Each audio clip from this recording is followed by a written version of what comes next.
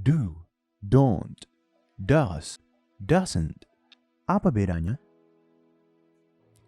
Kata do, don't, does, doesn't sangat sering muncul dalam bahasa Inggris. Itu karena mereka dapat digunakan sebagai main verbs dan auxiliary verbs, atau yang disebut dengan helping verbs, kata kerja bantu. Mereka digunakan dalam membentuk kalimat affirmative, statements, dan questions, kalimat tanya, dan kalimat pernyataan. Saat membentuk kalimat affirmative, do, don't, does, doesn't muncul setelah subjek. Di sini, mereka bekerja sebagai main verbs atau kata kerja utama. Contoh: They do their chores when they arrive home. Yang berwarna biru adalah subjek, sementara yang berwarna merah adalah main verb atau kata utama. She does charity work when she has time. I don't speak Spanish. James doesn't drive on Saturdays. Saat membentuk kalimat question, do, don't, does, doesn't muncul sebelum subjek. Di sini mereka bekerja sebagai auxiliary verbs. Contohnya, where do you live? Lagi, yang berwarna biru di sini adalah subjek, sementara yang berwarna merah adalah kata kerja bantu atau auxiliary verbs. Does she drive to work? Why don't we visit the national park? It's so much fun.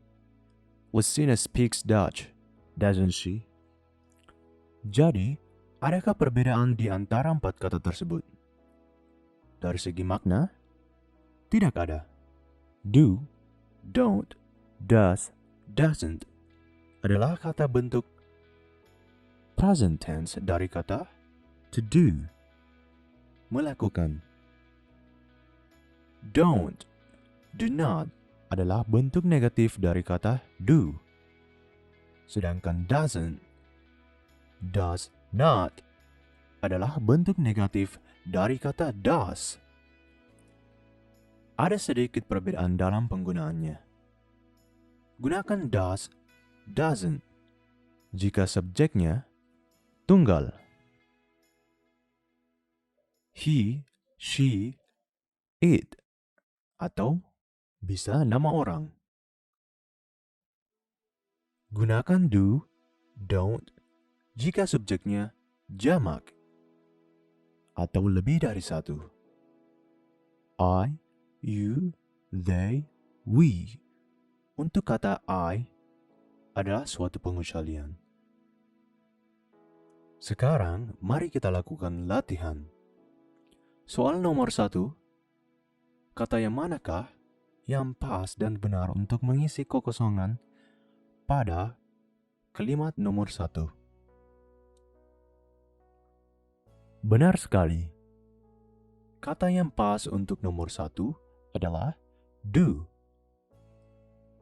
Karena subjeknya adalah jamak. Jadi subjeknya di sini adalah yang berwarna merah. Dan kalimat nomor 1 ini merupakan kalimat tanya atau question sentence. Do the boys play soccer outside? Mari lanjut ke soal nomor 2. Kata yang manakah pas dan benar untuk mengisi kekosongan pada kalimat nomor 2? Benar sekali, does. Subjek pada kalimat ini adalah Mrs. Miller. Mrs. Miller merupakan orang tunggal. Does Mrs. Miller read fashion magazines? Kalimat ini juga merupakan kalimat tanya. Lanjut ke soal nomor 3. Kalimat apakah yang pas dan benar untuk mengisi kekosongan di kalimat nomor 3?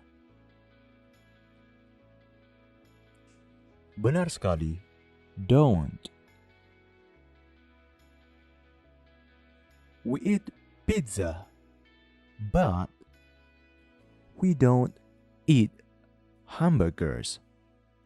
You've been at the end of the video. I hope that clears it up for you. And please, if you have any suggestions or anything you would like to be taught, write a comment below. We'll be happy to give you a response and we'll be happy to teach you. Bye.